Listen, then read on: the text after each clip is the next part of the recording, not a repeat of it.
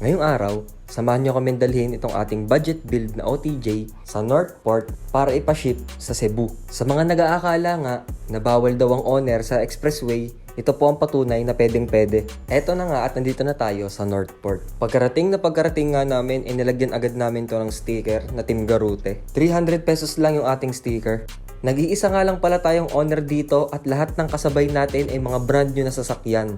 One of one tayo dito sa Northport. To go yung mag-ship ng owner natin. The hood, tingnan mo naman laman ng makina. Sobrang linis, tas ang kinis, makinang pa sa mata. Pag the hood, tingnan mo naman laman ng makina. Sobrang linis, tas ang kinis, makinang pa sa mata. Pag may sumubok ka, habulin, makipag-iwanan. Dapat di ka pumapayag na hanggang ka na lang. Itodo mo, giisa, gadawin mo ang daan. 100% dapat wag mag-aalangan. O paano simula na kahilera na tamis.